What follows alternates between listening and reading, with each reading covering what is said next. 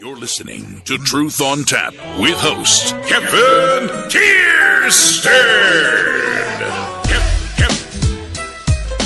Kevin.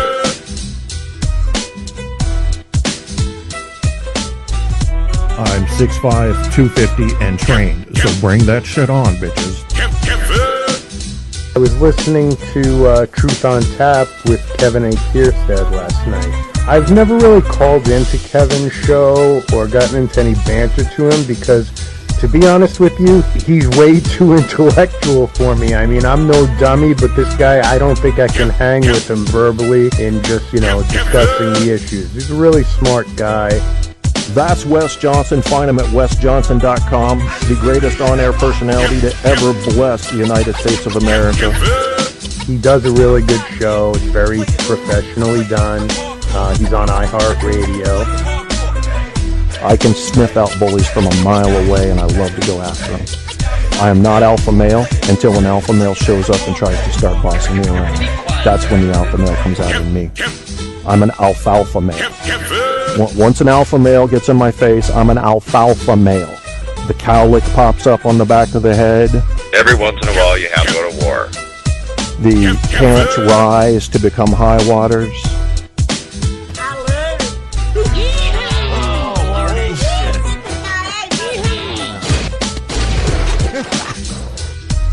I got my dukes up. I'm gonna, what do you call it, mute my mic so I don't deafen you, or defecate on you. And, oh shit, he made a poop noise. And then we're gonna... And I'm ready to rock and roll. Give him a little Jack Johnson, Yeah. Truth on Tap is now flowing from iHeartRadio. Get your Kierstead fix by Googling Truth on Tap with Kevin A. Kierstead. All the truth you can handle running hot on iHeart, Facebook, Spreaker, and more. You want the truth? You can't handle the truth on Tap. Whoever said we cannot do a show tonight has been mistaken. Truth on Tap is the show. Annoying accent ends right now. It's 9:37. Penis malpractice is what I'm going to go with for the PM. 3:18:15. And we couldn't do the evil show tonight because Kev's system could not, with the bandwidth, absolutely could not and would not handle callers in from Skype. There. Let's bump the gain up here. Let me over-talk this music. Yeah, I'm clipping my pubes. That's what we do. We do what we have to do, don't we? A lot of adaptation going on here. People are already in the chat room. Who's first? Who gets the gold? Andrew! Z-Man Zodiac 12, all up in the os of the Australia. He's in there. He's doing that. This is what we love. I got to upload an image for this episode. Yeah, so it's, we couldn't do the evil show. This makes me sad, because it'll be the first one we've missed. Guy was having some technical issues. I was having technical issues with hosting calls. Couldn't do it. So we'll sit here and smack ourselves in the balls a little bit. Yeah. What are we going to do tonight? I'm going to have some kids on that are going to be saying bad words. Bad words for you to hear from the kids. So cute, isn't it, when they cuss and say motherfucker and stuff like that? Yeah, that's pretty good stuff. Also, we're going to have some bad game show answers, but we're not going to spend too much time on that. It's going to be fun. I'll talk during it all. And mostly we're just going to punch ourselves in the balls because really I think there's a secret desire in each of us to feel like we've survived something hard. If you notice people that have lives that are too good, unless they're really like spoiled and the wealthy elite, they do put themselves through hard times so they can survive something. Yeah, well, have I got an offer for you? Are you looking for hard times? Jesus Christ on a flying potato cross Christmas tree from hell and Hades with gay angel wings and a Wi-Fi halo. Let me tell you what, you can volunteer to fight ISIS. Did you know this? Yeah, people are grouping up. I said it. God damn it, I said it. Motherfuckers. You can volunteer to fight the ISIS without any state sponsor. Yeah, why not? Yeah, I think we'll take a little break after this song. I'm going to lay down a little intro to the show for you, and then we'll get into some fun stuff, and then we'll just get as stupid as humanly possible. But that is, it can be hard for the intelligent mind. Yeah, it can. I know. But you have to cut loose, people. You have to go romper room. Yeah, that was Georgia Linus's DJ Arcade Pulse Georgia Linus remix. No shit, Sherlock did that detective work. Thanks again, Andrew, for being first in the chat. My favorite Australian. I don't know if he's pulled off the hit job that he was asked to do by a certain other person that I know, but I'm sure he will inform us of just such information. Let me make sure my show's coming through. Got to listen to feedback for a sec. The Evil No. The Evil No. So that's the name of the show. The Evil No. Yeah, so that's playing. That's good. Got some news up.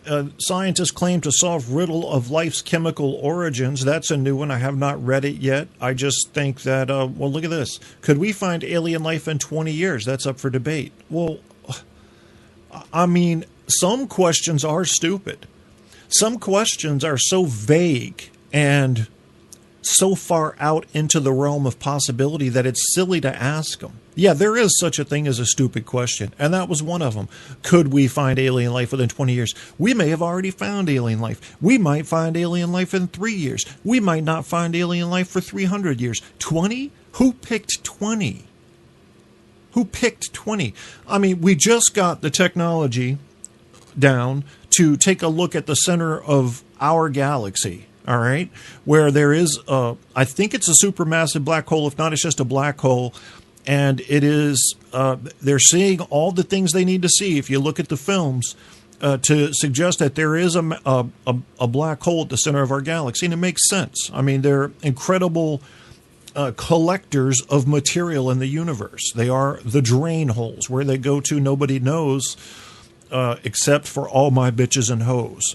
I'm sorry. I've been on this rhyming thing. I don't know what I'm trying to do that for. It's stupid, but it's me. It's part of me, and it's who I am. Go through. Everybody's got phases. Everybody's got phases, and I accept mine. Let me tell you about a couple of phases going around right now that I'm not too fond of, my friends. Actually, I want to kill these people, but I'm not going to kill them. First of all, we were just talking about science. So these astrologists, these biologists, these physicists, these astrophysicists, some of them have not gone retarded. But most, I'm going to go ahead and say the majority that show up on TV shows have. And what am I talking about with the retarded? The creepy smile. Please help me kill the creepy smile. The smile is a very special thing, people. We don't want people talking about death and destruction to have a creepy smile on their face because it's some new thing. Have you noticed all the scientists doing this when they're in these videos? They're smiling the whole time. They're talking about galaxies colliding and exploding and, life muting impacts with meteorites and such. And they're smiling. This is I think it started as a way to gain favor with people that you're talking to. The smile elicits a natural smile back, which then gets people in a yes mood. It's kind of a Socratic thing, although it's very, I almost want to call it subconscious, even though it's rather overt. This smile is a special human thing, and I hate to see it worn constantly by people talking about anything, because now I don't know. Now I'm not going to trust any of your smiles because you're smiling during everything, I hate it. I want it to stop. I hate that they're doing it. I hate that they're so weak that they see a couple other physicists do it, so they do it. Just mostly the science people doing this constant smile. It's fucking creepy, man. Another thing, it's in the words they are using. All right, watch out for this. So someone asks you a question, even if it's something simple. How are you doing today? And you say, and I hope it lasts. Wait a minute. And I just asked you a question. So generally you would start off with a yes, no, maybe, or let me explain, or even a well. How you doing today? Well, I've been better. Yes, I'm good. I'm great today. Not, and I hope it lasts. Now you've implied that I assumed in my question, as if it weren't a question, but more of an imperative, that you're doing good. I didn't assume that. That's what they're trying to do. They're using it mostly in political conversations. If you watch somebody says, do you believe this budget's gonna pass through Congress? And somebody will answer, and it's going to pass with flying colors, which makes the questioner look like they had already made the assumption that this would pass, and the questioner did no such thing. Oh, that's getting annoying. That one's a new one. Let's kill the people that do that. Kill all of them and their families and their next of kin, please. The other one is answering a question with so. That's getting very popular. So is used to continue a thought. Or sometimes, like, I'll go on Facebook and write, so I was so-and-so, which means let me set the scenario for you. But you don't answer a question with it. So is a continuation, and it almost ignores the question. I don't like statements that ignore the questioner, and I don't like statements that manipulate the listener. So the other one that manipulates the listener is right. Now, you can say right in the typical historical context if you're just asking a question and you want clarity. Did I say, I said that last night, right? See, that sounds perfect. But when you say, this budget's going to pass through Congress, right? And, okay, that right there was meant to get a nod. And again, the Socratic method, get people nodding, get them yes, get them on your side. Oh, I know some hosts. I know some people. I know a couple of hosts on Spreaker that one of their mechanisms when they get a caller in or something is to immediately befriend them. They're on their side. I'm one of you, whatever the you is. Oh, tricky little things, man. Watch out for these. Don't fall for these. These are simple ones, but God damn it, they're annoying. I'm sorry. And so the creepy smile, the instant befriending, the Socratic manipulation of your normal human tendency to read emotion. We got a song tonight that's basically called the Freudian Ballads. I can't remember exactly, but it's some Freudian shit. As you may know, Sigmund Freud, I think, was a fine MD when he was an MD. Once he became a psychiatrist, he went dick-tarded. And I mean dick-tarded. Low-hanging, left-curved donkey dick-tarded. This motherfucker did. Talking about how everybody wanted to fuck their mama and everybody wanted to play with their poo. Now, you know, sometimes a cigar is just a cigar, right, Sigmund? I don't know about that for him. I think he would have smoked a pickle just as soon as smoking a cigar. But then being gay today is something to be proud of. Gay is in your face today. Don't you dare say anything about the gay. No, they're coming for you. You're a homophobe if you say something about the gay. I just wish we gave our civilizations time to adjust to new shifts. That's all. Give her 20 years. 20 years per major shift, and we're good. Until you jump on people as soon as policies start changing and, I don't like that's a racist. I don't like that's a sexist. I don't like that's a homophobe. He's anti-LGBT. And how come you never hear about bis in LGBT? You never hear about bis. I mean, it's, you know, they're like the forgotten letter. I mean, that's funny. Why even put them in there? I don't know. I don't get that. Let's see if anything has manifested in the chat room except for Andrew. No, General Medal, and he should. He earned it. He got here first. Andrew says he is not the gay agenda. I don't know what the gay agenda is other than equal rights. If there's something more on the science article, I just want you guys to know that science is happening, regardless of the fact that certain people from Texas are trying to make science stop happening right now, unfortunately, in the United States. Got some news and stuff up here. I was looking at the polls as Hillary Clinton still leads in early 2016 polls. You know, now this is the Democratic primary they're talking about. They've got Hillary at 59.5%. The next closest one is Joe Biden, 12%. Let me tell you straight out of the box, he won't be getting mine. He won't be getting my vote. I don't even know if I'm going Democrat, but I'm not going Joe. And I've actually pretty much decided I'm not going Hillary. So who's behind the pack there? You got Bernie Sanders, you got Elizabeth Warren. I think Elizabeth Warren could be a strong candidate.